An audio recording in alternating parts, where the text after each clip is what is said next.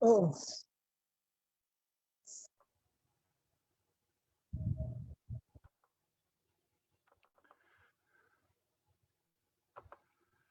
Buenas noches. Vamos a continuar con nuestro estudio, mis hermanos. El estudio de la historia de la esperanza. Regálame un momento, porque aquí tengo una conexión. Listo. Ajá.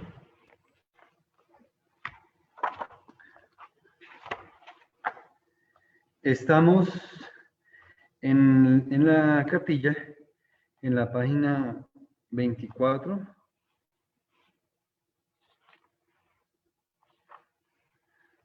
Donde nos corresponde el pasaje de las Escrituras. Buscamos la Escritura, la Biblia, en el Evangelio de Juan, en el capítulo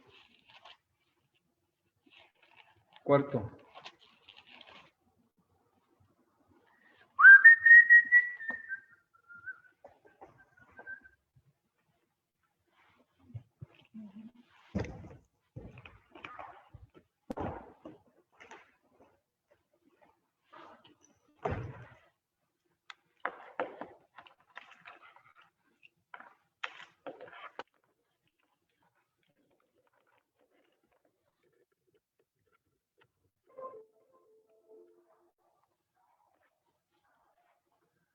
Vamos al pasaje de Juan capítulo 4.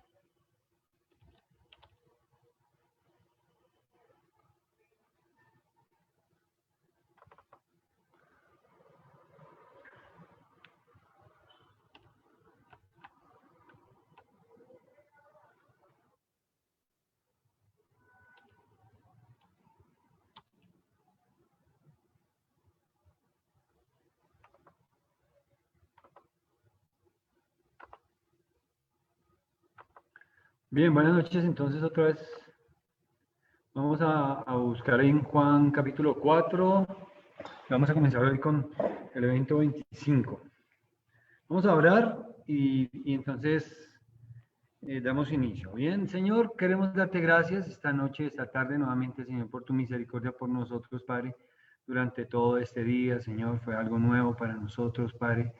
No tendríamos ningún derecho y ninguna oportunidad delante de ti, Señor, si tú hicieras cuentas de nuestras ofensas y de nuestros pecados, Señor, y los acumulases de día en día, Señor, pero es gracias a que tu misericordia es nueva cada mañana, Señor, que tú nos renuevas, Señor, y nosotros vemos cómo tú nos tratas con el amor, la paciencia y la sabiduría, Señor, que te compete.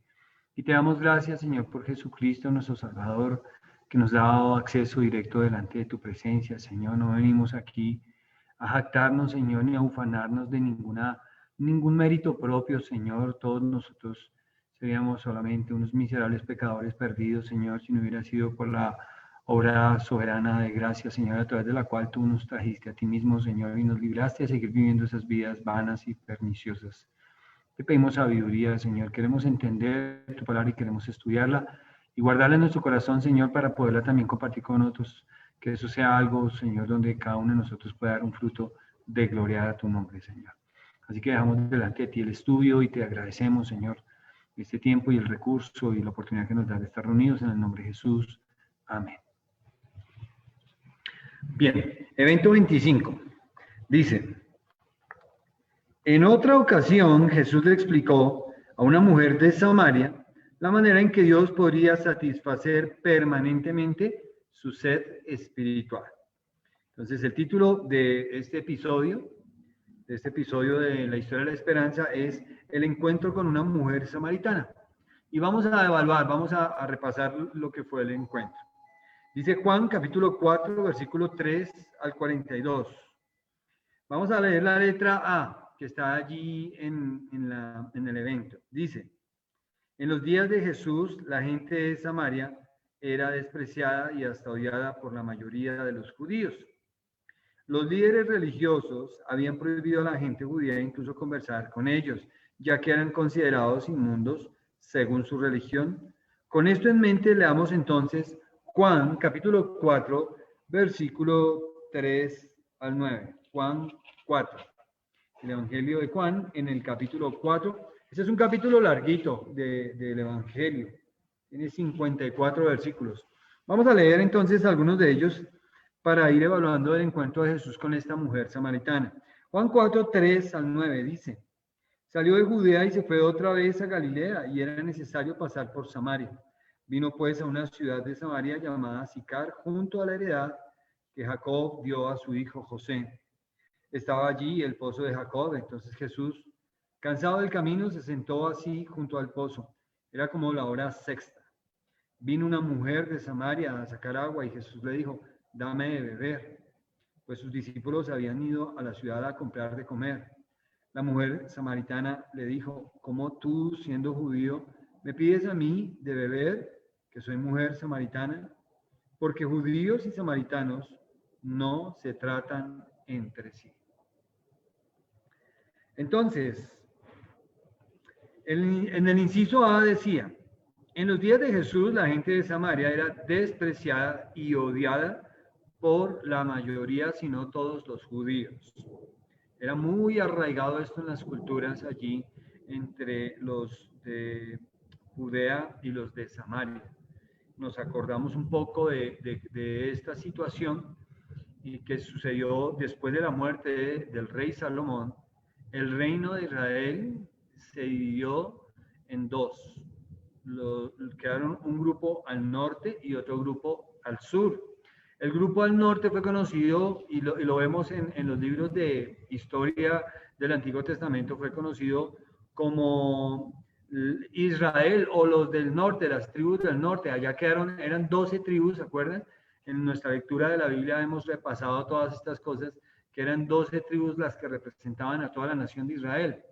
Y esas 12 tribus correspondían a los hijos de Jacob, que estaban allí en esa, digamos, en esa representación de toda la nación en dos tribus. Entonces, después que el rey Salomón muere, su hijo, el que heredó el trono, pone una carga muy pesada en impuestos al pueblo, y el pueblo se rebela. Entonces sale otro líder allí que se llama Jeroboam, y Jeroboam, al lado de Roboam, que era el hijo de Salomón, finalmente hacen que la nación se divida enteramente. Dos tribus de las 12 se quedan abajo en el lugar donde estaban, es decir, soportan la carga tributaria que les había impuesto Roboam, y 10 tribus se rebelan y se van con Jeroboam y conforman lo que se conoció como las tribus del norte, o las 10 tribus de Israel. Con el tiempo pasado, esa región del norte se conoció como Samaria.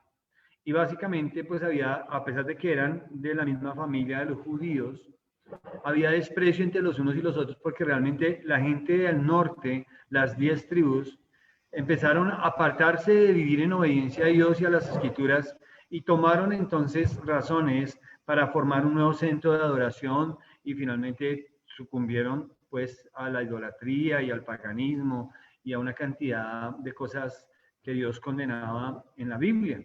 Entonces, debido a estas prácticas, inicialmente fue un asunto espiritual, político, social. Se pasó esta tradición, y esto produjo gran separación, distinción entre los unos y los otros, entre los del norte y los del sur, entre los judíos, los de Judea, y los de Samaria. Entonces, esta mujer es de Samaria. Jesús llega allí, y una mujer de Samaria está sacando agua de un pozo. Jesús pasa por Samaria porque tenía un recorrido, y en el recorrido tenía que pasar por ahí. Entonces, en ese recorrido él se encuentra con esta mujer samaritana, y esta mujer samaritana Dice aquí, vino una mujer de Samaria, versículo 7 de Juan 4, a sacar agua, y Jesús le dijo, dame de beber. Pues sus discípulos habían ido a la ciudad a comprar de comer. Por eso Jesús se quedó allí, sus discípulos se fueron a comprar de comer y él se quedó allí sentado cerca del pozo. Ahí es cuando llega la mujer y Jesús empieza y habla una conversación con ella. Entonces el versículo 9 dice, la mujer samaritana le dijo, ¿cómo tú siendo judío me pides a mí de beber que soy mujer samaritana? Porque judíos y samaritanos no se trataban entre sí. Claramente entonces en los tiempos de Jesús, este asunto que ya tenía siglos se mantenía todavía muy arraigado. Así como ha pasado en otros aspectos de la humanidad, aquí hay cartillas. En otros aspectos de la humanidad, así como ha pasado en otros aspectos de la humanidad, en otro tiempo, digamos en el nivel de la distinción del color de piel de las personas, ¿no? Que ha dado lugar al racismo. Y todavía hoy en día hay algunos lugares donde el racismo sigue siendo algo muy divisorio, muy marcado en la sociedad. Bueno, nosotros no aquí en Colombia, pero realmente para que entiendan, les estoy dando una comparación para que entiendan la manera en la que estaba segregada la sociedad de aquel entonces y cómo Jesús está rompiendo con esos paradigmas y estas segregaciones sociales. Es decir, Jesús no se está impidiendo debido al qué dirán, que es algo en lo que constantemente nosotros tememos mucho. Oiga, ¿qué dirán si yo hablo? ¿Qué va a decir la gente? ¿Qué tal si alguien me ve? ¿No? ¿Qué van a pensar mis padres si yo crecí en una tradición católica? ¿Qué van a pensar mis padres si yo me convierto en un cristiano? Todas estas cosas estaban allí marcadas. Estos ejemplos que les doy nos ayuda a entender un poco mejor haciendo esas comparaciones de cómo es que se encontraba la situación en aquel momento y cómo Jesús realmente no se limita por eso.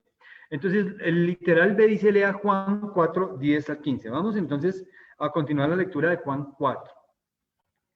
Respondió Jesús y le dijo, si conocieras el don de Dios, ¿quién es el que te dice, dame de beber? Tú le pedirías y él te daría agua viva. La mujer le dijo, Señor, no tienes con qué sacarle y el pozo es hondo. ¿De dónde pues tienes el agua viva? ¿Acaso eres tú mayor que nuestro padre Jacob, que nos dio este pozo del cual bebieron él, sus hijos y sus ganados? Respondió Jesús y le dijo, cualquiera que bebiere de esta agua volverá a tener sed, mas el que bebiere del agua que yo le daré no tendrá sed jamás, sino que el agua que yo le daré será en él una fuente de agua que salte para vida eterna. La mujer le dijo, Señor, dame esa agua para que no tenga yo sed, ni venga aquí a sacarla. Es muy interesante, esa historia es muy bonita. Hay una pregunta aquí en el literal B. ¿En qué clase de agua estaba pensando la mujer y cómo se diferenciaba esta del agua de la que Jesús realmente estaba hablando? ¿Qué indicios encontramos en el versículo para nuestra respuesta? Otra vez, el pasaje es Juan 4, 10 al 15. Entonces examinemos esos pasajes otra vez. Hagamos un repaso nuevamente, una lectura. Perdón, de Juan 4, 10. Miremos el tema del agua. Dice, respondió Jesús y le dijo, si conocieras, ¿de dónde salió el tema del agua? Dice aquí el versículo 7. Vino una mujer de Samaria a sacar agua. Jesús le dice, dame de beber, pero realmente hubiera sido también entendible, dame agua. Jesús le está pidiendo de cuál agua. De la que ella viene a sacar, ¿no? Sus discípulos se habían ido a la ciudad a comprar. Bueno, eso no nos da información acerca de eso. La mujer samaritana dijo, ¿cómo tú siendo judío me pides a mí de beber? Oye, tú no me deberías pedir a mí agua. Si tú eres de un pueblo, yo soy de otro, y estos pueblos se han odiado por toda la historia. Nosotros no deberíamos ni siquiera estar hablando. Tú no me deberías a mí pedir agua y yo no te debería dar agua a ti. ¿Entienden? Quiero que noten el tema, cómo gira alrededor el tema del agua. quiero que a través de eso ustedes entiendan que Jesús utilizó algo para poder entablar una conversación con una mujer totalmente extraña en ese momento para él. ¿Y qué utilizó? Algo de lo que ella hacía, algo de lo que ella venía a hacer, algo de lo que estaba relacionado con lo que ella estaba haciendo. Y ese tema fue el agua. Además, el agua es un tema muy general, ¿no es cierto? Pero en ese mismo momento, o sea, uno diría, no, pero ¿quién va a hablar de agua? Pues con una mujer que viene a sacar agua, se puede hablar del agua. ¿Entienden? Y esto es una manera en la que nosotros estamos aprendiendo y viendo cómo Jesús evangelizaba, cómo Jesús utilizaba las circunstancias de la gente y aprendía y tomaba de esos elementos para poder hablar de cosas espirituales. Dice aquí entonces, respondió Jesús, bueno, estamos viendo el agua. La mujer samaritana dice, ¿cómo tú siendo judío me pides a mí de beber, que soy mujer samaritana? Porque judíos y samaritanos no se trataban entre sí. Respondió Jesús y le dijo, si conocieras el don de Dios. Es interesante la respuesta de Jesús, porque Jesús le habla, antes que todo le habla del don de Dios. ¿Se acuerdan qué es el don de Dios? Esta frase, estas palabras son muy bonitas, muy importantes. Varias veces las encontramos en las escrituras. El don de Dios tiene que ver como el regalo de Dios. Si conocieras lo que Dios quiere regalarte. Esa sería una buena manera de parafrasear esa frase. Si conocieras el don de Dios. Si supieras lo que Dios quiere regalarte.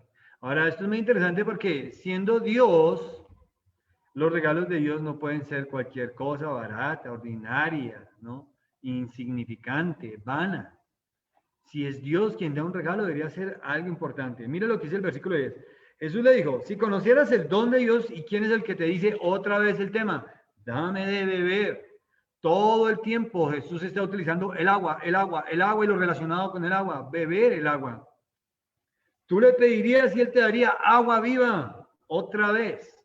Jesús toma entonces el elemento del agua, que es algo físico que ella está haciendo, algo que le ha traído ahí cerca de él, a ese pozo donde Jesús se sentó, y él utiliza eso como un elemento especial para poder hablar con ella de algo más importante que lo físico. Y eso es lo que vemos. Ella entiende eso. Miren lo que dice el versículo 11. La mujer le dijo, Señor, no tienes con qué sacar esa agua viva. No tienes con qué sacarla. El pozo es hondo. ¿Tú de dónde me vas a dar a mí agua viva? ¿Ven en qué agua estaba pensando ella?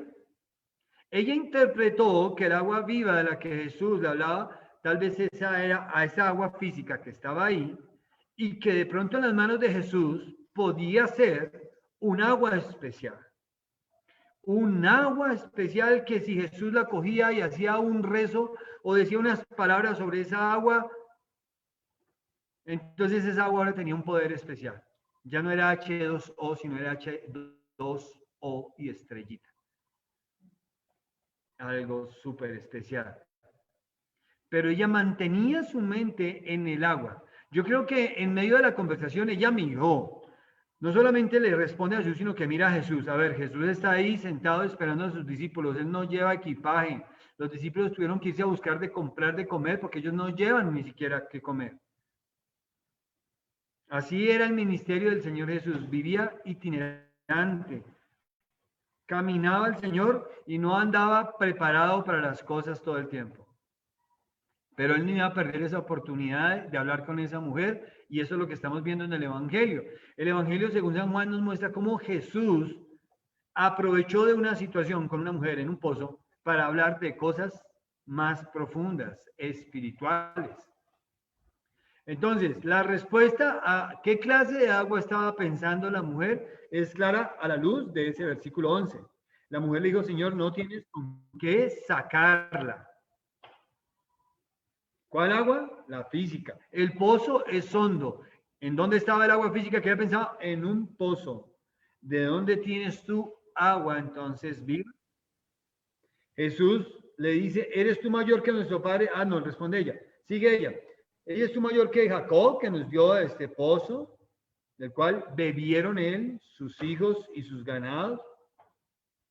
Respondió Jesús y le dijo, cualquiera que bebiere de esta agua, casi que le está diciendo, mira, el que beba del agua del que tú estás hablando, le está diciendo a ella, si alguien bebe del agua de la que tú vienes a sacar del pozo, de la que tú, por la razón que vienes, si alguien bebe de esa agua física, cualquiera, dice entonces aquí, que bebiere esta agua, volverá a tener sed.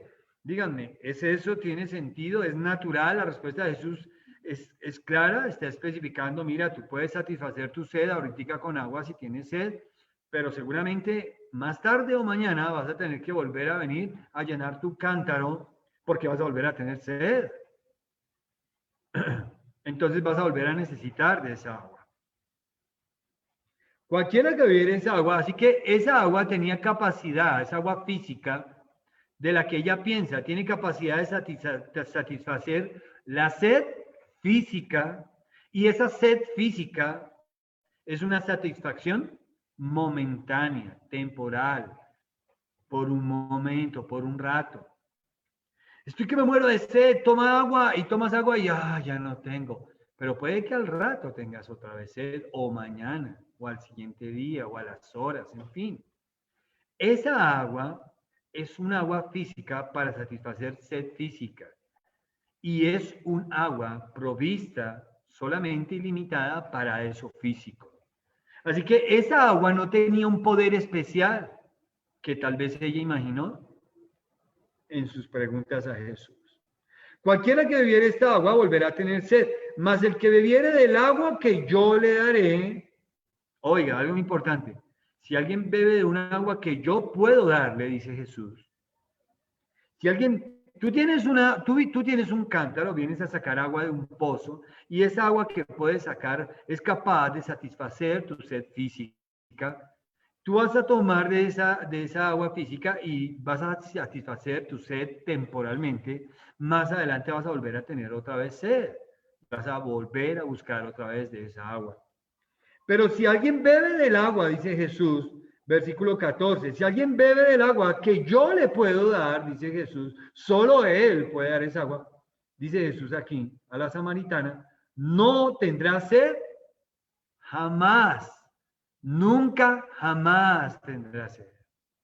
Jesús le está hablando a esa mujer de algo más importante que la sed física, que las cosas físicas y materiales de esta vida. Jesús quería atraer la atención de esa mujer a través de lo que ella estaba haciendo a cosas más profundas e importantes, trascendentes. A cosas donde debemos prestar más atención, donde deberíamos dedicarnos. Porque puede que nos pase lo que decía el profeta Ageo al pueblo en su tiempo. Si no han leído ese profeta menor, Ageo, les aconsejo que lo lean esta noche antes de dormirse. Son 2 capítulos todo el libro, 2 capítulos. Y hay una frase que se repite 2 veces allí. Meditad en vuestros caminos. Léalo, es muy fácil de entender, es muy claro el mensaje allí de Ageo. Hay otras exhortaciones con las que Ageo estaba de parte del Señor, como un profeta de Dios, estaba llamándole la atención al pueblo hacia las cosas espirituales. Porque el pueblo estaba enfocado en las cosas materiales, físicas. Estaban preocupados por satisfacer su sed física.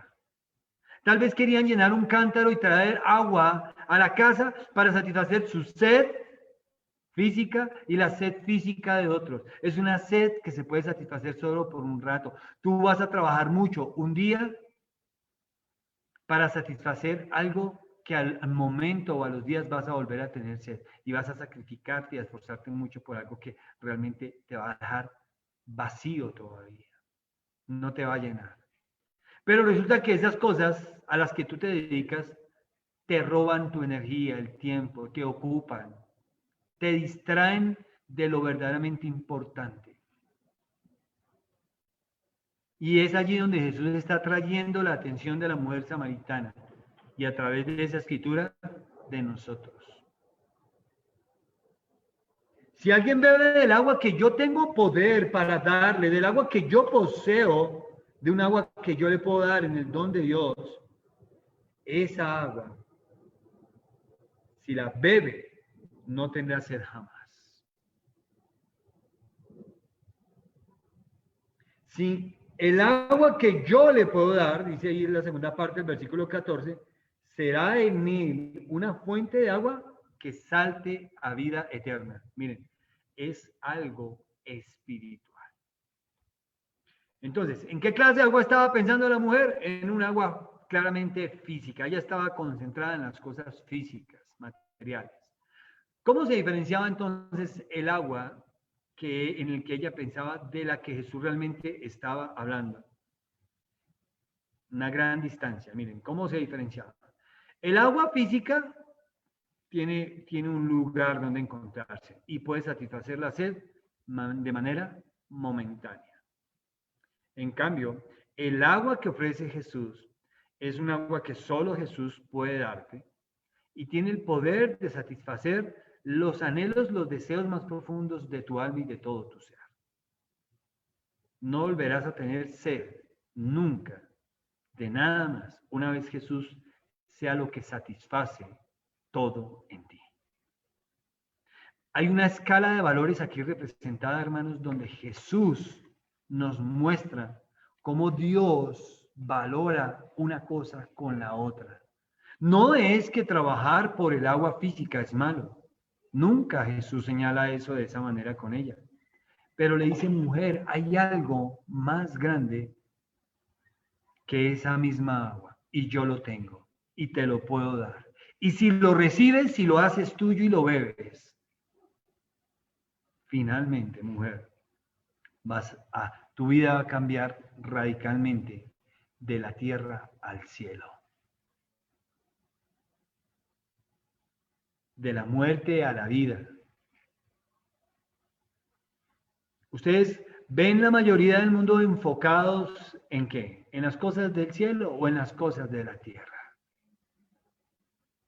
Ustedes mismos respóndanse a ustedes. Ustedes miran alrededor la gente con la que conviven. Y usted ve que todo lo que está haciendo la gente en su convivencia, diariamente, en sus horas, desde que se levanta hasta que se acuesta, fue enfocado mayormente ¿en qué? Cuando dicen que oraron, ¿cuánto tiempo oraron? La próxima vez que alguien ore, antes de usted cerrar los ojos, mira el reloj. Y tan pronto diga amén, vuélvalo a mirar. Solamente como un ejercicio. Esto no para juzgar a nadie. Esto simplemente para que puedan valorar el tiempo que están dedicando a las cosas espirituales. Para que puedan sopesar y darle un valor. Este es el valor que yo le estoy dando en mi vida a las cosas espirituales. Aquí está el porcentaje. Hoy dediqué tanto tiempo a leer la Biblia, tanto tiempo a orar, tanto tiempo estuve en la iglesia, si fue el caso, tanto tiempo estudiando la Biblia, si tengo un estudio como este, o si estoy en el seminario. Esta mañana dediqué tanto tiempo en el devocional con mi familia, si hice el devocional con la familia o si no lo hice, tengo que hacerlo. Porque si yo vengo y les traigo, toma, hijo, toma el agua, mira, yo trabajé todo el día por esta agua para ti, toma, bebe, bebe. Gracias, gracias. Muy bien, hiciste buen trabajo, pero sabes, esa satisfacción es temporal.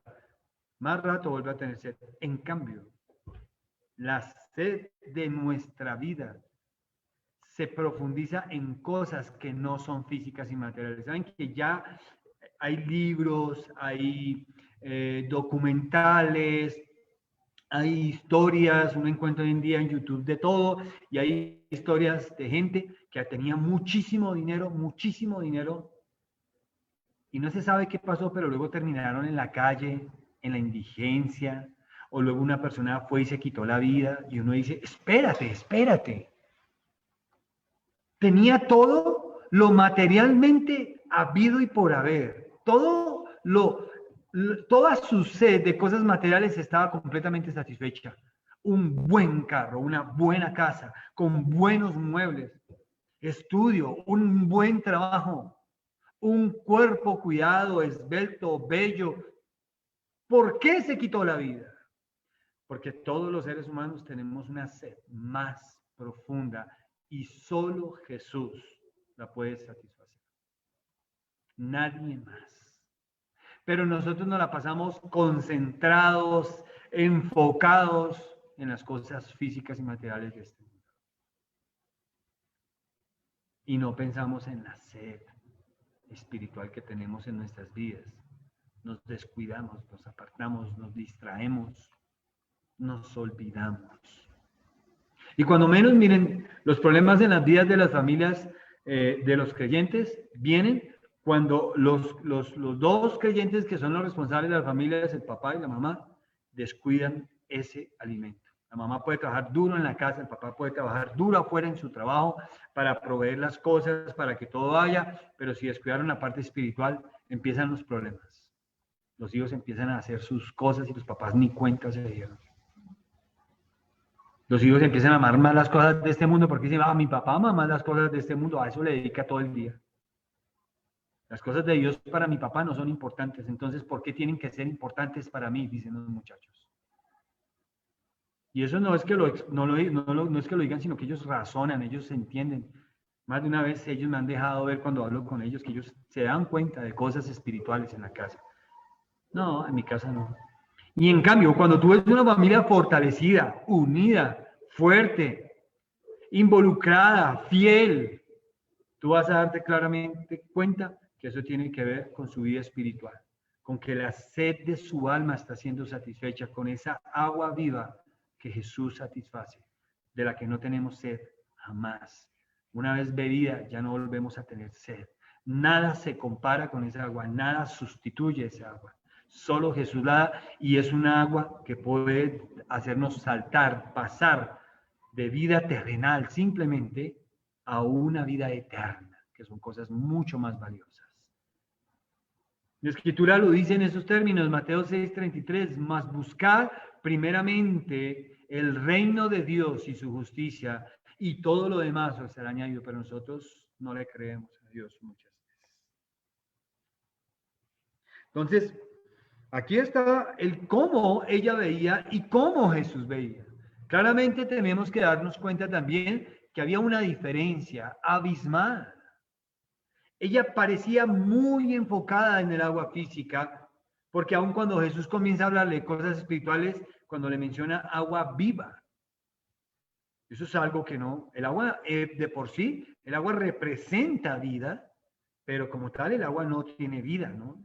El agua realmente no tiene vida, el agua no nos habla. El agua no es un ser vivo. Pero del agua dependemos mucho los seres vivos sobre esta tierra, ¿no? Los animales y los seres humanos, los ecosistemas, las vegetaciones, las flores, los cultivos, todos dependen del agua tremendamente.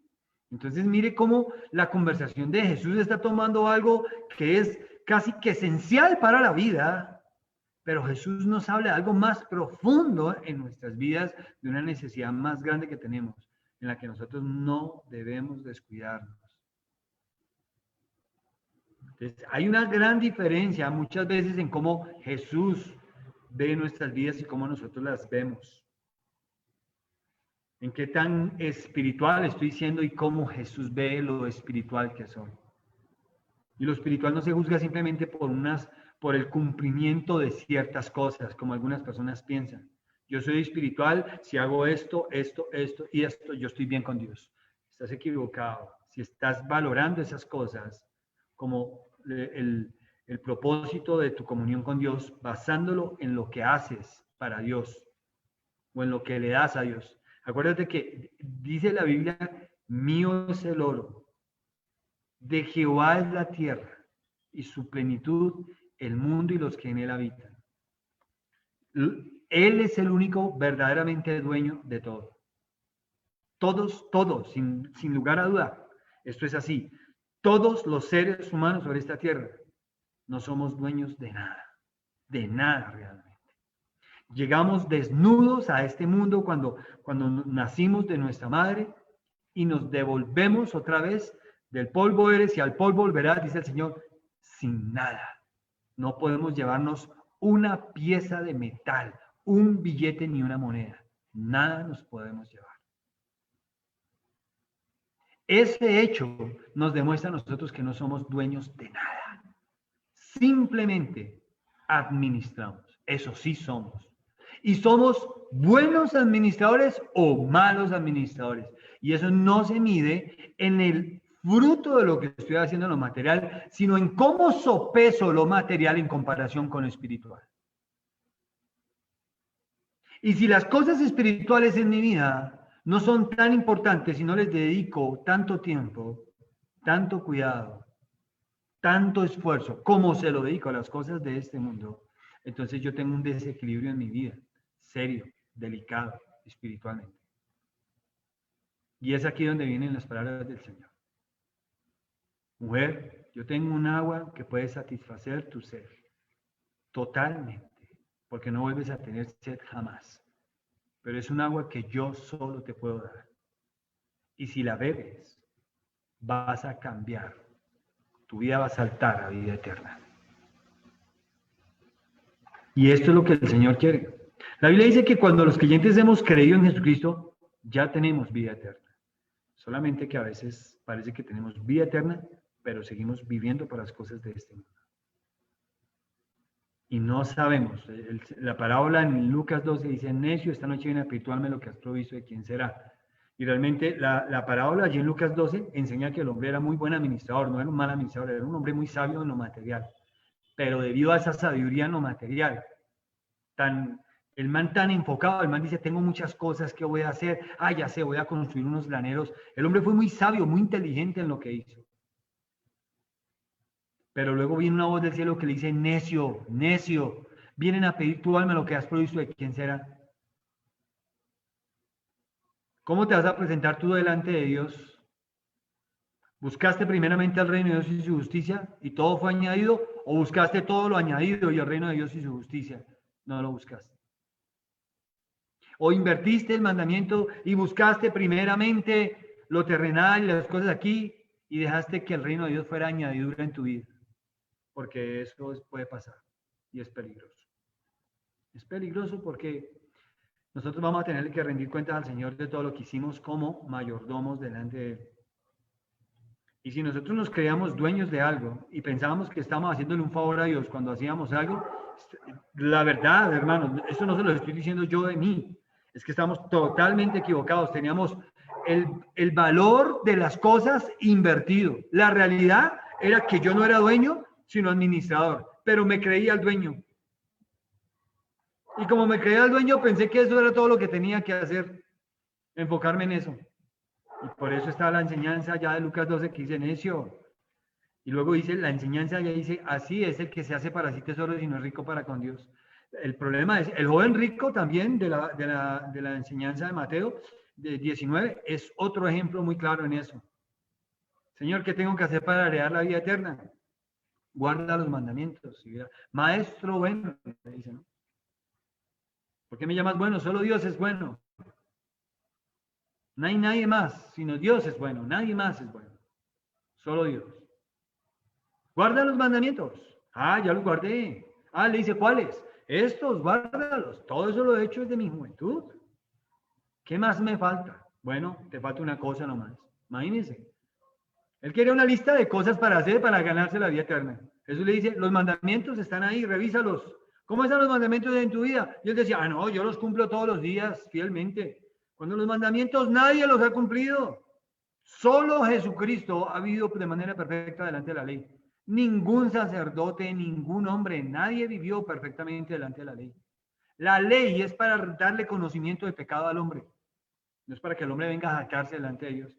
Así que ese hombre estaba totalmente equivocado. Él no había guardado los mandamientos de manera perfecta, pero él creía que lo había hecho. Cuando dice, bueno, ¿qué más me falta? Te falta una cosa. Solo una. Vende lo que tienes, dáselo a los pobres y sígueme. Despréndete de eso que tanto amas, por amarme a mí. Esa es una manera en la que Jesús está confrontando a ese hombre, porque saben que en la enseñanza de Lucas el hombre no lo pudo hacer. La Biblia dice que el hombre tenía muchas posesiones Y el problema no era que tenía muchas posesiones, era que las posesiones lo tenían a él. Sus posesiones tenían un poder en su corazón, en su vida, en sus acciones, en sus deseos, en sus anhelos, que finalmente no podía ver su vida y su existencia sin esas cosas.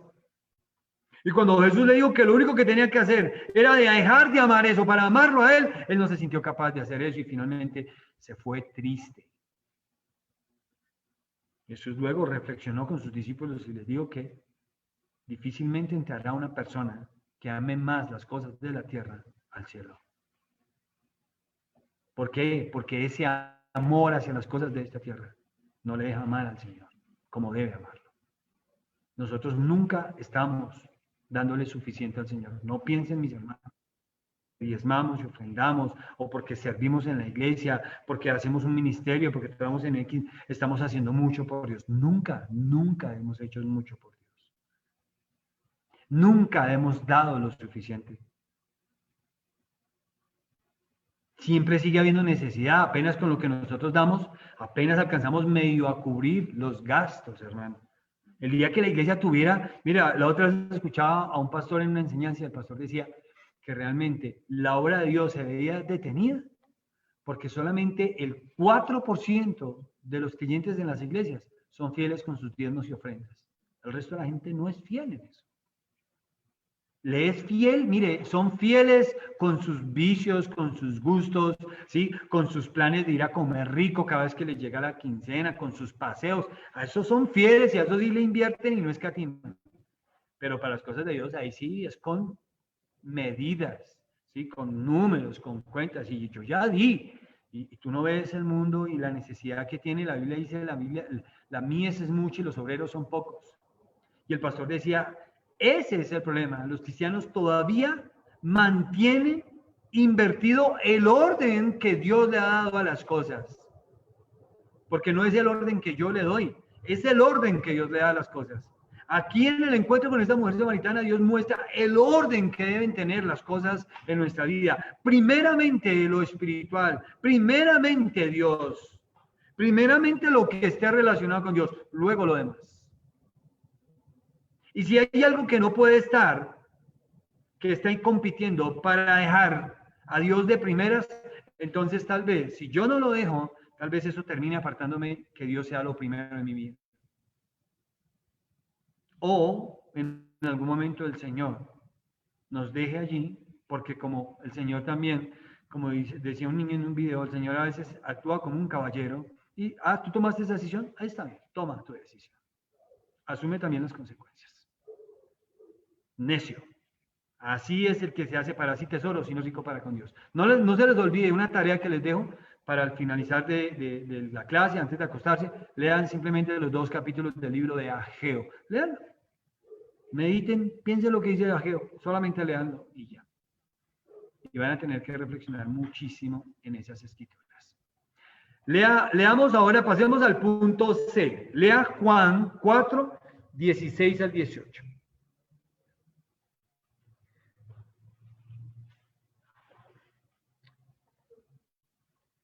Versículo 16 al 18. Jesús le dijo, ve, llama. Bueno, la mujer le dice en el versículo 15.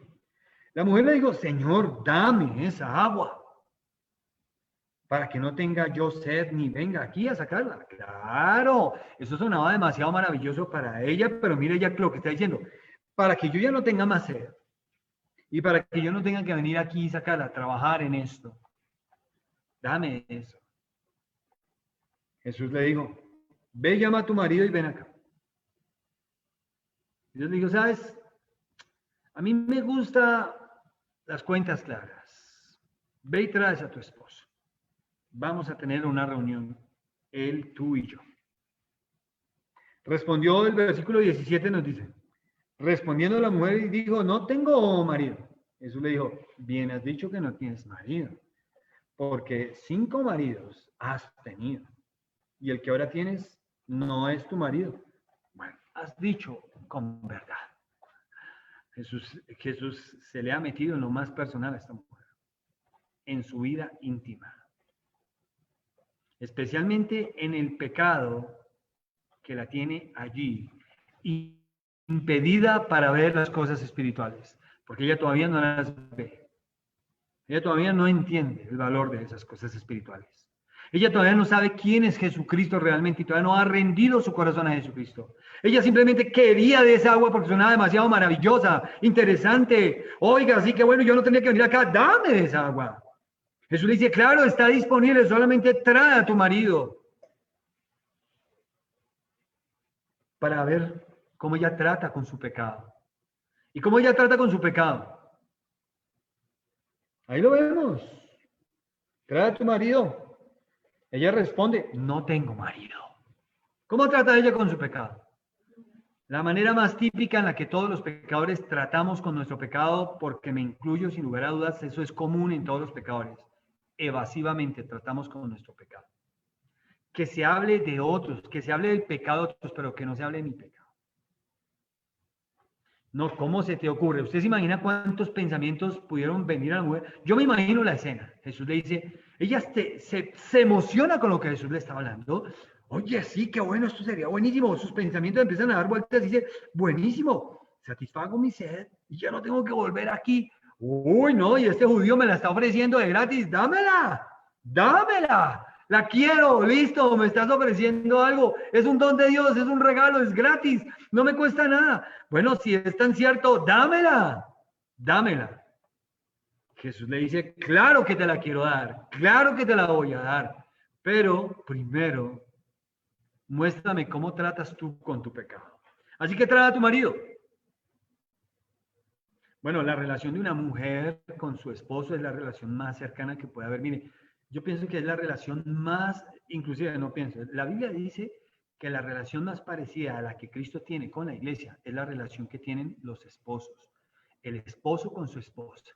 Inclusive Cristo se representa con el esposo y Cristo mismo representa a la iglesia con la esposa del esposo. Y es la manera más íntima. Si hay una persona que puede conocernos a nosotros en la vida, a los esposos, y hablo pues como esposo que soy, es mi esposa. Y los esposos van a acordar conmigo, claro, si algún esposo dice, no, es mi mamá, entonces usted tiene problemas en su vida. Usted no tiene el orden correcto en su vida si su mamá es la persona que más sabe de usted, porque debería ser su esposa y no su mamá. La mamá puede conocer a uno mucho de niño, de muchacho, y se puede acordar de todas esas travesuras que uno hizo y uno ya no se acuerda. La mamá sí se las recuerda al pie de la letra. Pero al final de cuentas nosotros no nos quedamos en forma de niños ni de muchachos. Nosotros somos ya personas adultas. Y las mujeres también deberían pensarlo, finalmente. La relación más íntima y cercana que existe entre dos seres humanos, más íntima y cercana que la relación que puede haber entre dos hermanos o entre dos hermanas, entre sobrino y tío, entre abuelitos. La relación más íntima y cercana que existe entre un ser humano es con su esposo o con su esposa. Esa es la relación, es la única relación en la que la Biblia dice que cuando el hombre y la mujer se unen, ya no son dos, sino que ahora son una sola carne. Nunca se habla de esa relación entre el padre y la madre, entre el padre y los hijos. No se habla de ese tipo de relación. Se habla de esa relación en ese nivel de una sola carne solamente en la relación de los esposos. Porque los esposos comparten algo que es único entre los esposos, ¿no? Y es entre esposos, la intimidad sexual, donde hay más intimidad, donde hay más conocimiento. Entonces, desde luego, que cuando Jesús le dice a esta mujer, ve y traes a la persona que más te conoce, que quiero hablar con ella. Y la mujer, inmediatamente, yo creo que ¡pum! ¿Cuál será? Pedro, Juan, Carlos, Felipe, o será el poncho que tengo ahí metido en la cara. Y no, mi marido. No, yo pues no soy casada. No, yo no tengo marido. Claro, no tienes marido porque has vivido en fornicación. No le dice eso de esa manera, pero ese es el hecho, ¿no? 5 maridos, versículo 18, porque 5 maridos has tenido y el que ahora tienes no es tu marido. Has hablado con verdad. Es cierto, tú no eres una mujer casada. Has vivido en fornicación hasta el presente. Porque actualmente vives con otro hombre, tu sexto hombre. ¿Cómo? Si el sexto hombre con el que te unes y ni siquiera estás casada. No estás viviendo bajo la voluntad de Dios, estás viviendo bajo tu voluntad. la voluntad de Él, la voluntad tuya, no la voluntad del Señor. Y mientras que una persona persiste en vivir bajo su voluntad, sus criterios, diciéndole a Dios, Dios, tú sométete a mis deseos, a mis principios, a mi persona, esa persona no va a recibir el agua que lo va a hacer saltar a vida eterna. Porque está siendo confrontada con su pecado, así como Jesús con el joven rico en Mateo 19. Vende lo que tienes. Eso fue confrontación con el Dios dinero en su corazón, con el amor a sus posesiones. Y ese hombre no podía dejar eso. Dijo, no, estoy enamorado del dinero. Amo al dinero más que a mí mismo y más que a Dios, más que a todo. No lo podía dejar, por eso se entristeció. No puede ser que Dios quiera que deje de amar esto que tanto amo para amarlo a Él. No, Dios, no puedo hacer tanto por ti. Y si tú no eres capaz de llegar a amar a Dios por encima de todo, y más que tu propia vida, y el amor que expresas a las personas que te rodean y que amas, a tu esposa, a tus hijos, a tus padres, a tus hermanos, no parece poco en comparación al amor que le profesas a Dios. Tú no has amado a Dios todavía como Él quiere ser amado. Y esa es una prioridad y un orden que necesitamos poner en nuestras vidas. Dios lo primero. ¿Él es digno? Él es digno. Él es digno. Claro que es digno. De gloria, como hemos cantado. Ayer volvimos a cantar esa canción. Él es digno. Hay una pregunta muy interesante. ¿Qué aprendemos aquí acerca de la vida de esta mujer? Es una pregunta fácil de responder. ¿Qué aprendemos de la vida de esta mujer? ¿Vivía haciendo la voluntad de Dios o haciendo su voluntad? ¿Vivía en pecado o en santidad? ¿A qué le apuntaban sus actos? Vivía en pecado. Claro. ¿Tenía vergüenza por su pecado? No había ningún, tal vez no solamente iban a haber 6, sino 7, 8, 9, mejor dicho. Ella cambiaba de esposo como cambiarse medias. ¿Charlie?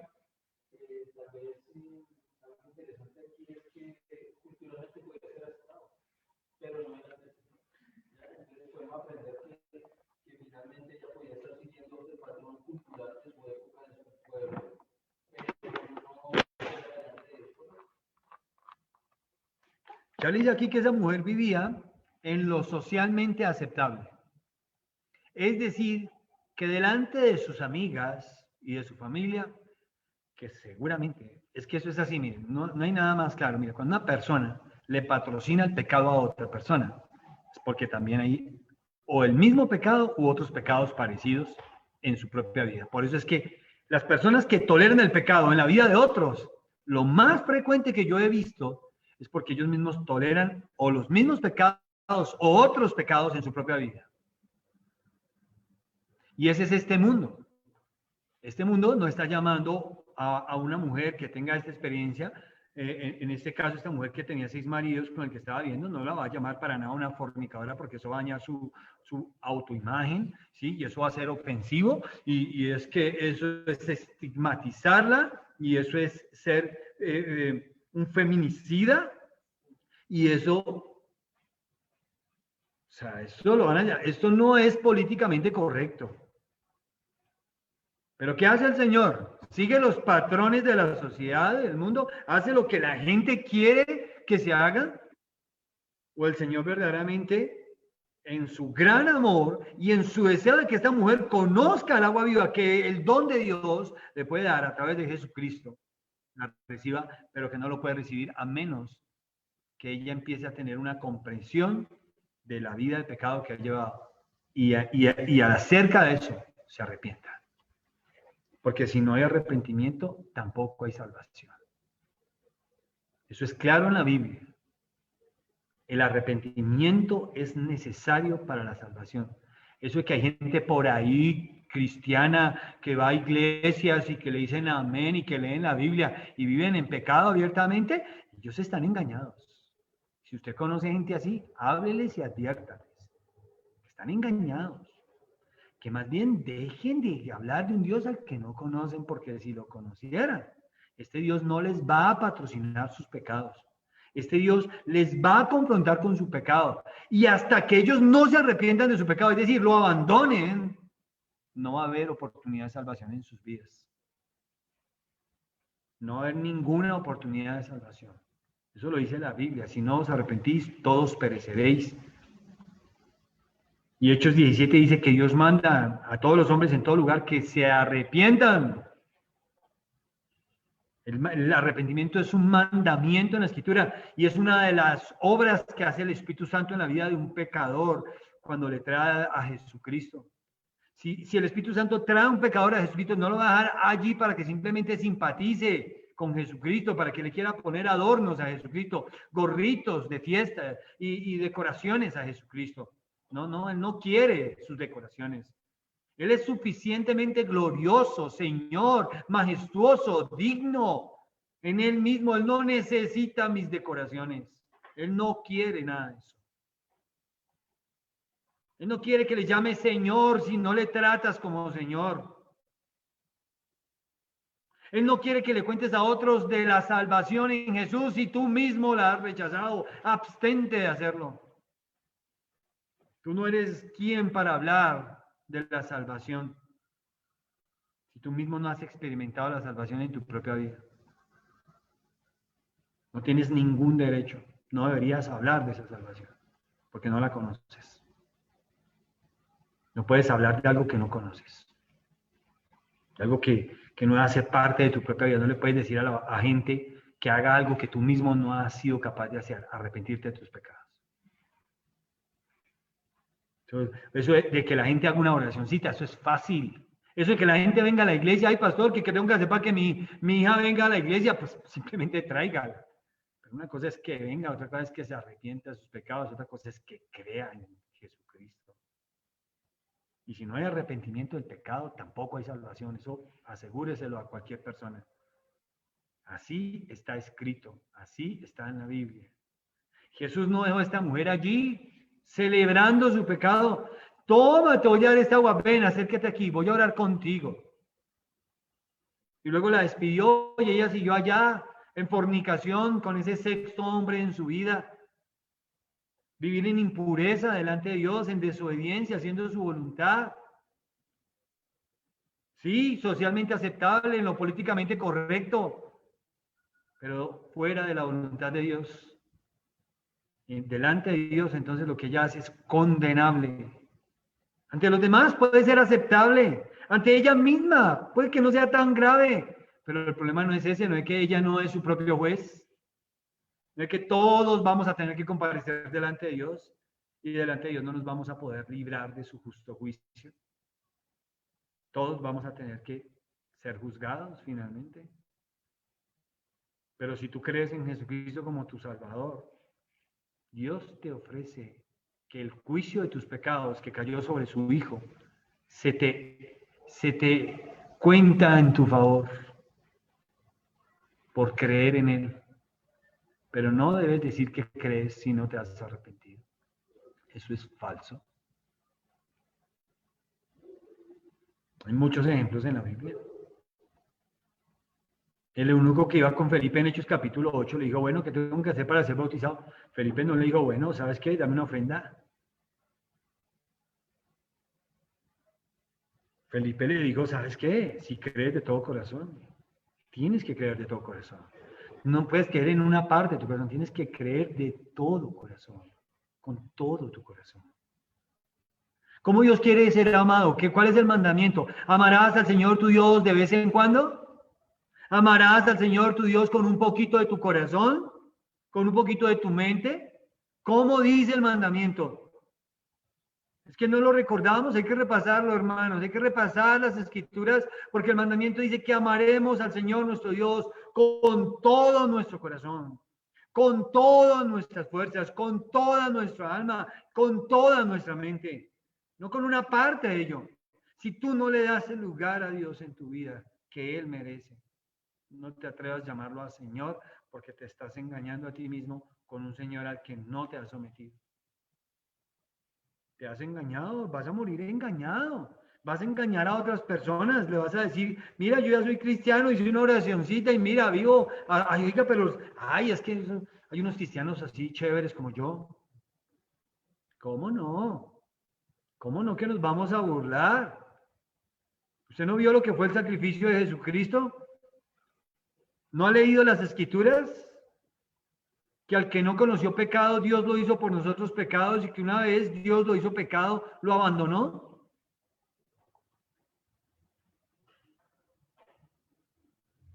La Biblia dice que no hay bueno ni siquiera uno. Aquí aprendemos que esta mujer era una pecadora, pero no solo eso. Aprendemos que ella era una pecadora sin arrepentimiento. ¿Cómo sabemos que era una pecadora sin arrepentimiento?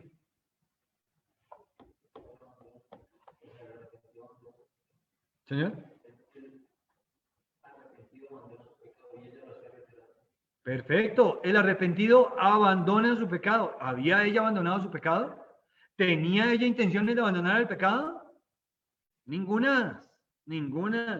Inclusive, ¿cómo trataba con el pecado? Déjela ahí, déjela.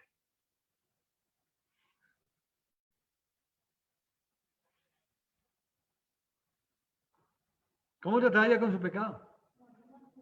Como lo hacemos todos los pecadores cuando no conocemos a Jesucristo como nuestro Señor y Salvador. ¿Cómo lo hacemos? Evasivamente, con mentiras. No, yo no hice eso, yo no soy tan malo, ¿sí? Con hipocresía, con religiosidad, tratamos de cubrir nuestro pecado, hacemos unos actos religiosos como para equilibrar la vaina, ¿sí? Como para que no quedemos así como tan mal. Yo dije, Dios. yo le dije al pastor, yo le estaba diciendo al pastor que me estaba evangelizando, yo no hago nada malo, además es mi cuerpo y con mi cuerpo puedo hacer lo que yo quiera. Y el pastor Ahí está. El pastor me llegó al versículo que dice que mi cuerpo le pertenece, que es templo del Espíritu Santo. Y él me dijo, si tú destruyes tu cuerpo, tú te condenas también. Y eso fue lo que cambió mi corazón y mi vida y me llevó al arrepentimiento. Imagínese. Gracias, hermana, por compartir eso.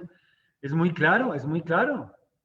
Si el pastor deja a Rosaura ahí justificándose en sus pecados y creyéndose una buena persona, ¿le hace un favor o un mal? Es un mal. Si ese hombre no es fiel a la palabra, si ese hombre no es guiado por el Espíritu Santo para ver cómo ayuda a la pecadora a entender que está pecando, que su pecado la condena delante de Dios, que tiene que abandonar el pecado y si no se deja usar por el Señor para que el Señor le use y le haga consciente de su estado de pecadora y abandone su pecado, usted seguiría en el pecado y seguiría justificando no solo ese pecado, sino cualquier otro pecado, que es lo que hace el pecador normalmente. Entonces, de esta mujer aprendemos aquí, acerca de su vida, que el pecador no reconoce su pecado. El pecador por sí mismo evade. El pecador no está dispuesto a confesar su pecado. El pecador practica el pecado como algo normal en su vida. Ella no era una mujer arrepentida. Ella no era una persona que hubiera encontrado una nueva relación con Dios. Mire cómo lo vamos a ver ahorita en los siguientes versículos. Vamos allá. Juan 4, 19 al 26. Le dijo la mujer, Señor, me parece que tú eres profeta. Aquí la mujer empieza a sacar lo religiosa que ella es. De la religión que ha aprendido. Me parece. Miren lo que sigue diciendo. Nuestros padres adoraron. Esta es una afirmación que apela a la tradición. Así como mucha gente dice, yo nací católico y me muero católico, yo soy de la Iglesia Católica Apostólica Romana. Miren, nadie nació católico, ni cristiano, ni ateo, ni nada. Esa es la verdad. Usted no nace ni católico, usted no nace cristiano, ni usted nace ateo. Usted no nace con eso. Eso lo adquiere con el tiempo. Pero miren lo que ella está haciendo. Nuestros padres adoraron. A ver, yo soy de este grupo. Es que aquí yo voy a seguir creyendo. Yo soy fiel a estos. ¿Qué tal si eso a que usted es fiel le condena? como mejor, ¿no sería bueno decir, oiga, yo como que mejor no soy fiel más a esto? Nuestros padres adoraron en este monte y vosotros decís que en Jerusalén es el lugar donde se debe adorar. Finalmente como que ella llega y dice aquí, bueno, mi religión es esta y tu religión es esa. Como que, ¿sabes? Todos creemos en el mismo Dios. Solamente que ustedes lo adoran allá y nosotros lo adoramos acá, pero pues sabemos que solo hay un Dios y que todos lo adoramos como nos da la gana. Y que todos podemos adorar a Dios, no importa. Dios no quiere meterse en la vida de nadie. Cada quien puede adorar a Dios a su manera, no importa si no abandonan sus pecados. ¿Eso será verdad? ¿Aceptar a Dios el pecado de una manera intransigente, descarada, con la desfachatez que el pecador suele presentarse delante de Dios con su pecado? ¿Estará Dios para mirar a un lado y dejarlo entrar al cielo? Ente, métete allá en la puerta de la izquierda. Y yo voy a decir que no vi nada. ¿Será que Dios, o será que nosotros no le vamos a escapar al escrutinio del juez eterno y todopoderoso y vamos a poder esquivar y entrar colados? O guardar algún tipo de soborno allí para ver cómo nosotros encontramos algún tipo de palanca o influencia para que Dios no vea el pecado. Pues no es así. Sigue diciendo aquí la palabra de Dios. Mujer, créeme. Jesús le dijo, mujer, créeme, que la hora viene cuando ni en este monte ni en Jerusalén adorarán al Padre. Eso tiene que ver cuando, mira, no serán costumbres y religiones lo que Dios quiere. En efecto, yo les he dicho ya varias veces esto, mire, si hubiera sido una religión lo que Dios quería instituirnos a nosotros para acercarnos a Él, esa religión tendría que haber sido la judía, porque fue la religión instituida en el Antiguo Testamento. Y para los tiempos de Jesús, el judaísmo estaba ahí. Entonces Jesús debió avalar el judaísmo, ¿sí? Y debió animar a sus discípulos a seguir el judaísmo como una religión que se debía profesar para llegar a Dios, para ser perdonados y seguir al cielo. Pero cuando tú lees la Biblia y ves el ministerio de Jesús en los evangelios, te das cuenta que eso no fue así. Que inclusive la lucha más grande y la confrontación de Jesús más fuerte fue precisamente con el sector religioso. Y que fue precisamente el sector religioso el que instó a la multitud y el que fue y allá y molestó en la política ante Pilato para que Jesús fuera martirizado y finalmente condenado como un gran criminal o uno de los peores criminales. Finalmente por eso le dieron la muerte de crucifixión. Entonces, no es la religión, no es la tradición. Vosotros adoráis lo que no sabéis. Interesante, ¿no? En el versículo 22 Jesús le dice a la mujer, ¿saben? El tipo de adoración que ustedes tienen carece de algo. ¿De qué carecía el tipo de adoración que tenían ellos, los samaritanos? Carecía de conocimiento. No adoraban con conocimiento de aquel al que se adora. Y eso es muy común de la religión. Adorar a Dios a la manera del hombre es lo más clásico de todos los sistemas religiosos. Y es por eso que se habla de aceptemos todas las religiones, somos una gran familia, y por eso es que se invita tanto de parte del hombre natural al ecumenismo. Los creyentes no lo podemos aceptar porque entendemos claramente por las escrituras que Dios no creó un sistema religioso y que Dios no acepta todos los sistemas religiosos. Porque no hay un camino a Dios a través de un sistema religioso y no es que cada quien elige cómo agradar a Dios a su manera y Dios entonces está totalmente sonrojado, ¿sí? De esas maneras tan espontáneas en las que cada quien decide adorar a Dios a su manera, ¿no? No importa que le llamen a Alá, no importa que le llamen como le llamen. Aquí Jesús dice, vosotros adoráis lo que no sabéis.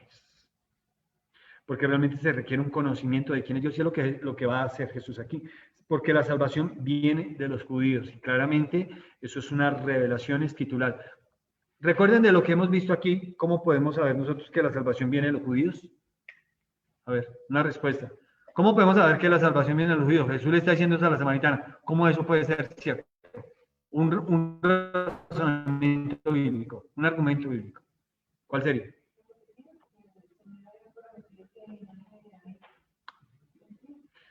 Dijiste profecía, pero tiene que ver con las promesas de Dios. Es que Dios le prometió a Abraham que en su simiente, ¿no? Le habló de que en él sería bendita toda la nación de la tierra, pero que una vez le dijo que una simiente, ¿sí? En tu simiente serán benditas todas las familias de la tierra. Y luego le dijo a David que había un reinado para siempre. Y Abraham y David son judíos. Así que Dios eligió esa nación judía para traer algo al mundo entero. ¿Qué es? Salvación. La salvación viene de los judíos. Así que si alguien tiene problemas con los judíos, tenga cuidado. Si no entiende algo, mejor apártese de hacer un prejuicio. Usted no es enemigo de los judíos, los cristianos no somos enemigos de los judíos. No podemos tener enemistad con aquellos elegidos por Dios, a través de los cuales viene la salvación de Dios, de donde viene el mismo Mesías, que es nuestro Señor Jesucristo. Y pues acuérdense que la iglesia, primera iglesia fue judía. Nos referimos no a la religión que profesaban, sino a la posición geográfica donde se encontraban, de Judea. Los judíos, el nombre judío es porque vienen de Judea, pero luego judío se volvió como en la identidad de las prácticas religiosas de aquellos de Judea. Entonces judío, la mente nos lleva a una religión, la religión judía.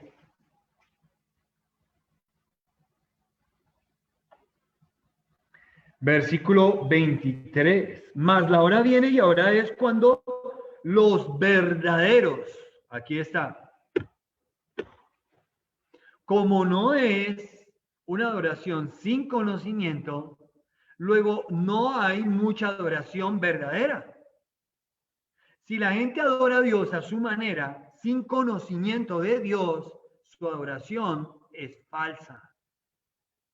Esa adoración que se produce en esas personas que no han tenido conocimiento de Dios y un encuentro con Dios a través de Jesucristo, donde se han arrepentido de sus pecados, eso es una adoración falsa. Esas oraciones son las oraciones que Dios abomina, ya dice, ¿no? Que las oraciones del impío son abominación a Jehová. Es que también pueden orar, pero mientras que oren sin arrepentimiento, todo eso es abominación a Dios.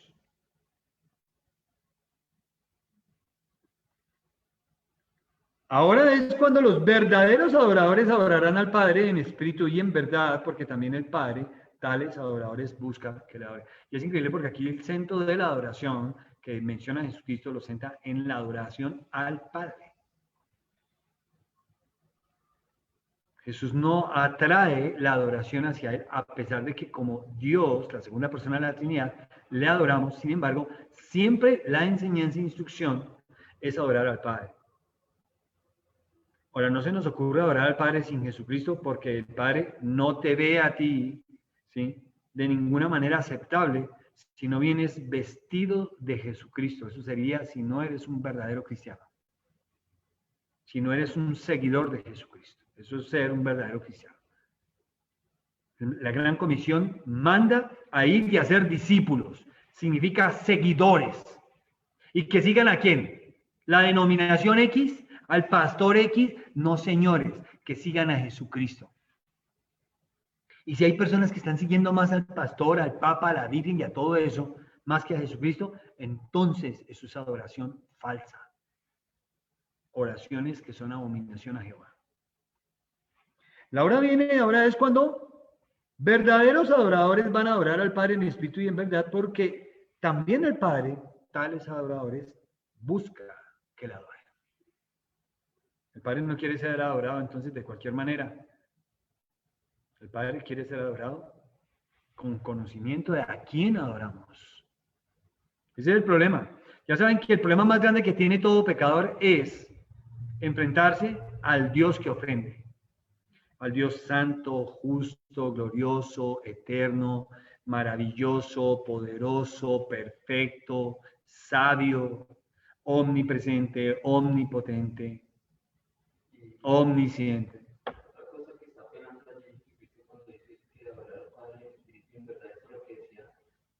Isaías, este pueblo de labios me adora, pero su corazón está lejos de mí. Es un versículo, si no han leído, lean un momentico Isaías 29:13.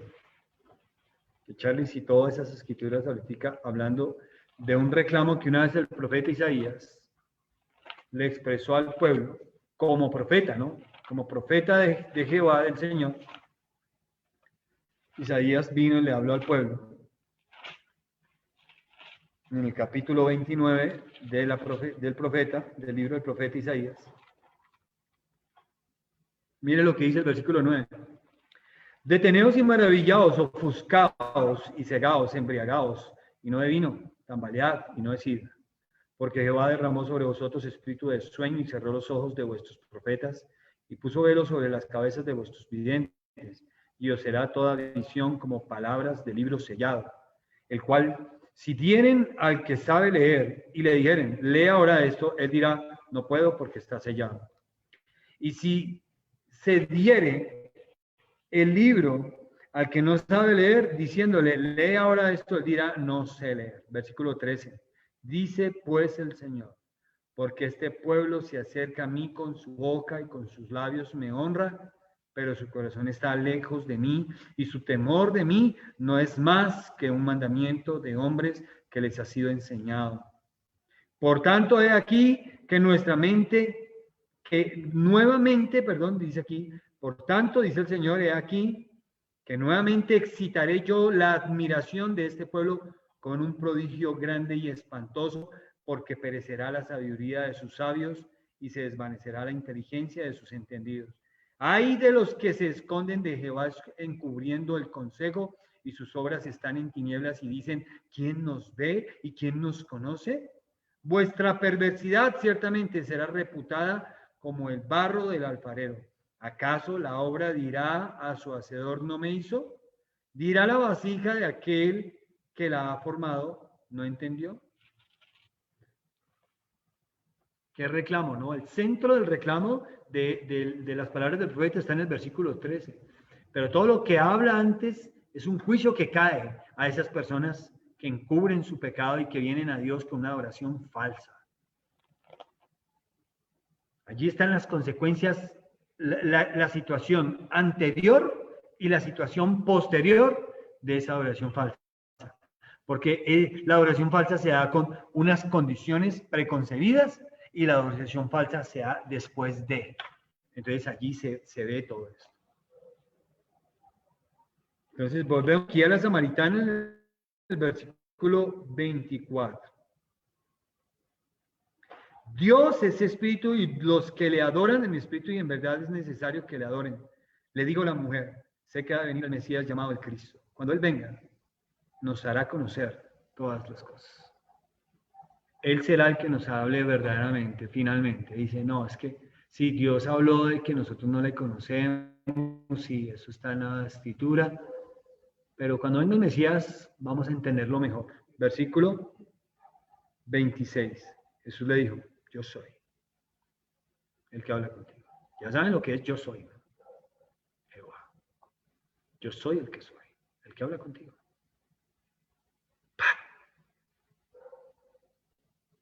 Cosa terrible. Estaba delante del Mesías allá, tratando de ocultarle su pecado, evadiéndolo. El Mesías le había descubierto que ella era una falsa adoradora de Dios. Pero Él no vino aquí a condenarla.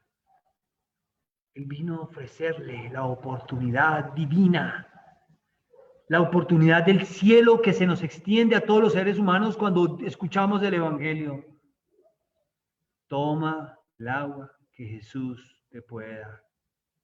Esa agua, solo esa agua, te puede hacer saltar a vida eterna. ¿Qué información acerca de sí mismo revela Jesús a la mujer? ¿Qué dice allí?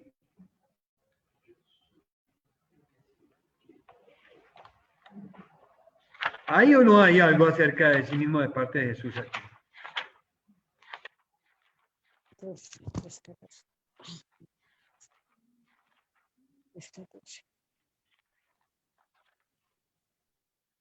Jesús le revela que Él era el Mesías, el Cristo, así directamente mirándole a la cara. Todo lo que habían hablado los profetas judíos, todo lo que se había dicho, todas las promesas estaban allí cumplidas en él. Dijo, sí, mujer, precisamente para que no se pierdan, aquí estoy yo. Para que todo aquel que en él cree no se pierda. Para que no sigan viviendo en su pecado y evadiendo su pecado y no arrepintiéndose, aquí estoy yo. Para que crean y sean salvos y salten a vida eterna, aquí estoy yo. La samaritana era una mujer mezclada entre herencia judía y no judía. La mujer vivía de sus tradiciones, de sus padres. Nuestros padres hicieron esto. ¿Cómo le ha mantenido vivir en la tradición de sus padres a ella? ¿Cómo la ha mantenido? Mire, en pocas palabras, la ha mantenido sin conciencia de su pecado. Eso es lo que hace la religiosidad. Te mantiene a ti sin conciencia de tu pecado. Te deja a ti allí tranquilo en tu vida de pecado. Te puedes convertir en un ferviente religioso, a cantar, decir, ofrendar, dar todo lo que quieras, pero no eres más que un religioso, porque no has tenido un encuentro con aquel Jesús que se nos revela, que se nos presenta, que se acerca a nosotros para confrontarnos con nuestra manera evasiva de tratar con el pecado, que sabe todo de nuestras vidas y nos dice, aquí estoy yo. Que nos dice de qué manera falsa adoramos a Dios cuando no venimos a Dios a través de Jesucristo y cuando pensamos que cualquier sistema religioso o las costumbres que se nos han transmitido nos van a salvar. Y quedamos totalmente engañados. Aquí está Jesús. Este es el Cristo de Dios. Este es el verdadero Cristo que debemos predicar. El Cristo de la Biblia trata con nosotros en lo personal, pero nunca, nunca nos favorece en el pecado. Él no quiere dejarte allí como un religioso porque sabes que te vas a perder. Si tú no tienes sed de Jesús, si tú no has satisfecho tu sed espiritual más profunda en Jesús, es hora que vengas a Jesús a satisfacer la sed de tu alma, de tu vida. Y esto es lo que tenemos que ir a predicar y eso es lo que el Señor nos ofrece.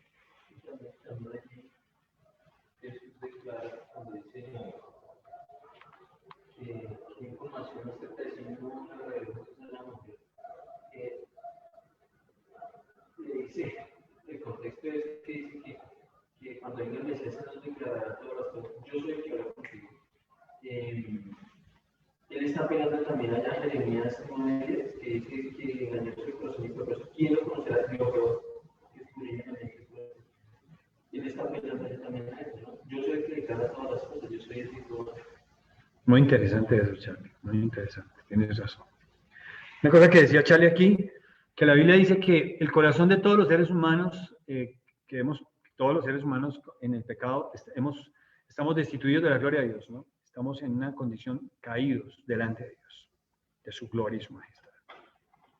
Y en esa condición tenemos un corazón engañoso y perverso. La Biblia dice que el corazón del ser humano es engañoso y perverso más que todas las cosas. Y el mismo pasaje de Isaías, de Jeremías 9, Jeremías 17, 9 y 10, dice que solo el Señor conoce el corazón. Porque es engañoso y perverso más que todas las cosas, aún para nosotros mismos. No creas que el corazón tuyo no te engaña a ti y que solo engaña a los demás. Ese es un error muy grande. Tú también eres engañado por tu propio corazón. Tu propia maldad te tiene engañado. Solo Jesús puede traer a tu vida un verdadero arrepentimiento. Porque cuando la gente deja en acciones, en golpes de pecho, ¿sí? Por mi culpa, por mi culpa, por mi gran culpa, dale, Señor, el descanso eterno y brille para él la luz perpetua. Cuando tú das solo en rezos estas cosas, tú no te estás dando cuenta que tú estás tratando de llegar a Dios a tu manera, con tu corazón engañoso. Y es solo Jesús el que te puede mostrar y revelar lo engañoso y perverso que es tu corazón y cómo el pecado en tu vida ha estado en tu vida sin que tú tengas conciencia de tu pecado. Y el que te trae conciencia de tu pecado es el mismo Señor. Vamos a terminar con la letra E. Lea Juan 4, 28 al 30, 28, 29 y 30, y luego vamos a saltar hasta el versículo 39. Juan 4, 28. Entonces la mujer dejó su cántaro y fue a la ciudad y dijo a los hombres: venid, ved a un hombre que me ha dicho todo cuanto he hecho. ¿No será este el Cristo? Entonces salieron de la ciudad y vinieron a él. Es interesante aquí porque la mujer dice que venid, ved a un hombre. Y esto nos enfatiza la humanidad del Señor Jesucristo. Hay que encontrarnos con el Cristo humanizado que fue crucificado. Acuérdense que Cristo tiene dos naturalezas, una humana y una divina. Y ese Cristo que se manifiesta a nosotros inicialmente es el Cristo humano que fue sacrificado allí en la cruz por nuestros pecados.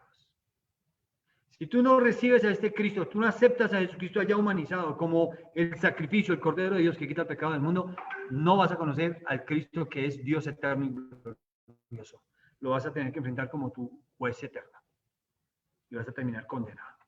En este momento Él te invita a Él de esta manera. ¿No será Él el Cristo? Vamos al versículo 39. Y muchos de los samaritanos de aquella ciudad creyeron en Él por la palabra de la mujer que daba testimonio diciendo: me dijo todo lo que he hecho. Entonces vinieron los samaritanos a Él y le rogaron que se quedase con ellos, y se quedó allí 2 días. Creyeron muchos más por la palabra de Él y decían a la mujer: ya no creemos solamente por tu dicho, porque nosotros mismos hemos oído y sabemos que verdaderamente este, es decir, Jesús, el Jesús el hombre, es el Salvador del mundo, el Cristo de Dios. Tremendo, ¿no? Todo lo que hay aquí. ¿Cómo responden entonces otros samaritanos ante Jesús? ¿Y qué conclusión llegaron a ellos? Miren, tuvieron un encuentro primero con el Jesús humanizado, Dios hecho carne, Emmanuel, Dios con nosotros, que fue sacrificado sus pecados. Es allá donde yo tengo que llevar a sufriendo tu castigo. El sustituto perfecto de Dios, ¿no? Para todos los hombres. Es un hombre, pero un hombre perfecto. El que no conoció pecado. El que fue semejante a nosotros en todo, según nuestra semejanza, pero sin pecado. Lo enfatiza Dios. No hay que olvidar que Jesús es Dios y hombre. No le restamos a su divinidad con su humanidad, ni le disminuimos a su humanidad con su divinidad. Es un misterio cómo coexistieron esas dos naturalezas en la persona de Jesucristo, y cómo Jesucristo como hombre sí sufrió el castigo por nosotros, y le dolieron los azotes, y le dolieron los clavos, y sufrió, y se angustió, y sudó, y se cansó, y tuvo hambre, y lloró. Pero Él es el Señor. Él no es solo un hombre, no es un buen profeta, no es otro profeta, no, Él es el Señor. Por eso, a lo último, ¿cómo responden los samaritanos? Miren, los samaritanos aceptan a Jesús, hombre y Dios. Por eso dice allí, decían a la mujer: ya no creemos solamente por tu dicho, porque este Jesús hombre estuvo con ellos 2 días, habló con ellos, les enseñó, los condujo a la fe. Por eso dice el versículo 41, creyeron por la palabra de Él. Llegaron a la fe estos samaritanos. Así que después de que llegaron a la fe, ya no creían solamente porque otra persona decía que Jesús es Dios. No, como lo era la samaritana. Ya no creemos solamente por tu dicho, porque nosotros mismos hemos oído, sabemos que verdaderamente Él es el Salvador del mundo, el Cristo de Dios, el ungido de Jehová, el Señor que vino a nosotros.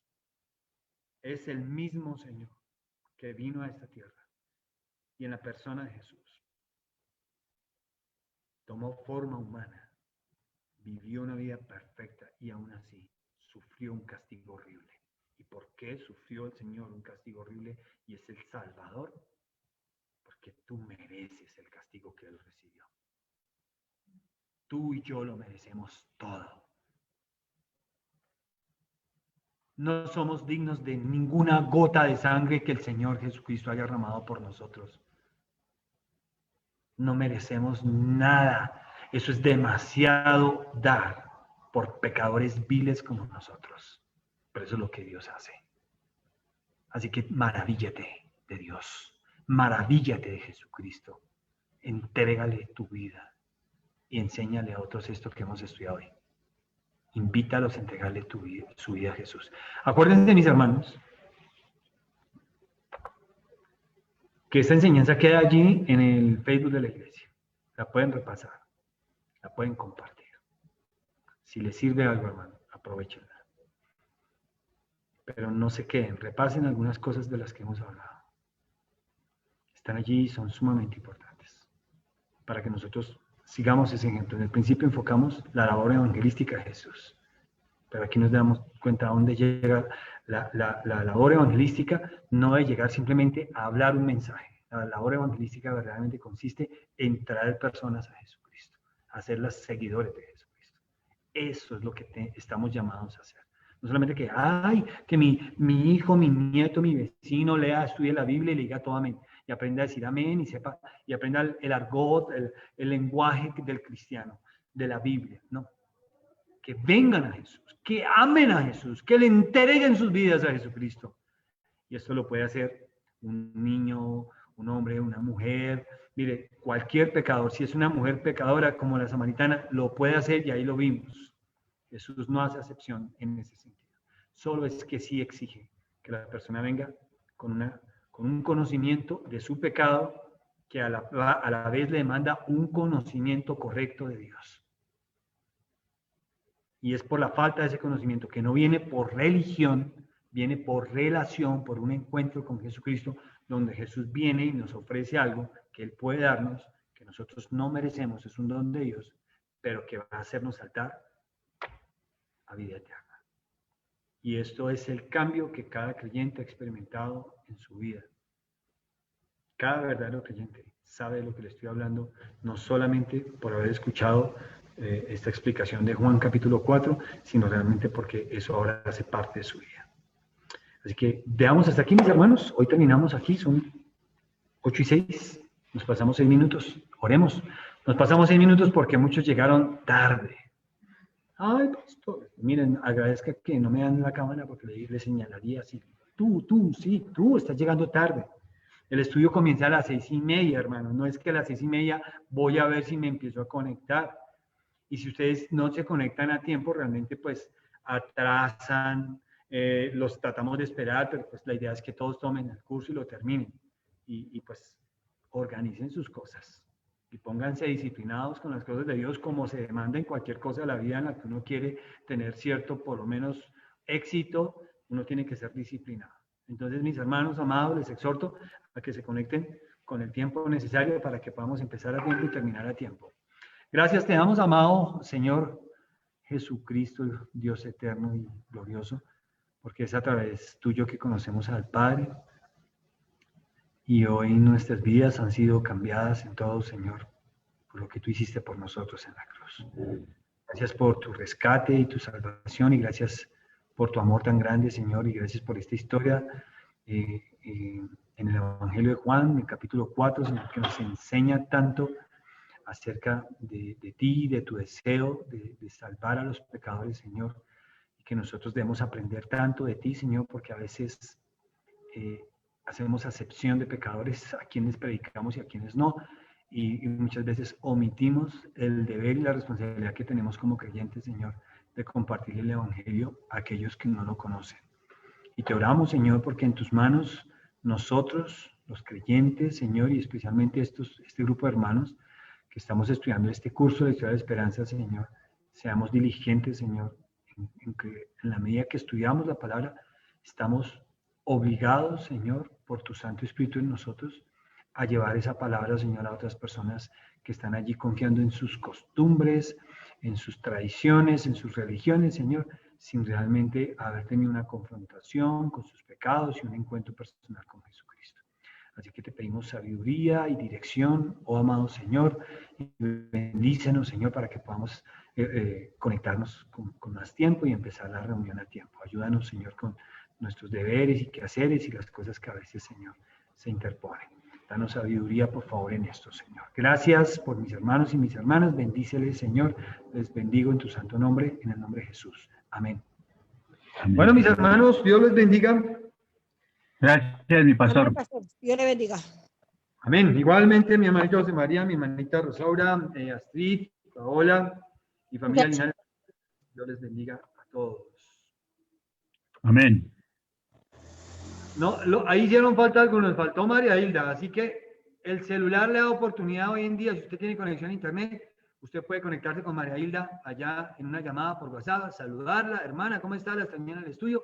Sí, Astrid, te dejo la tarea ahí con Alexandra, anímala, no sé si tuvo algún problema, pero si no, anímala a que se ponga al día, a que vea la clase, para que no pierda la bendición y podamos continuar. A mí lo que me preocupa es que cuando algunos no asisten, se interrumpe esa parte y como esto es una historia con varios eventos, nos quedamos sin la bendición de ese episodio, de ese capítulo que nos daba una información que tiene que ver con el fin de esa historia, que es la historia de la esperanza. Entonces, les dejo esa tareita. No olviden, antes de dormir hoy, si pueden, leer el libro de Ageo. Es una buena meditación y que Dios les bendiga. Bendiciones a todos. Muchas gracias, pastor. Hasta pronto. Nos vemos. Dios les bendiga. Gracias, pastor, hermanos, que descansen. Igual a ti, Yanka. Chao, mis hermanos que se conectaron por el Facebook. Bendiciones también para ustedes.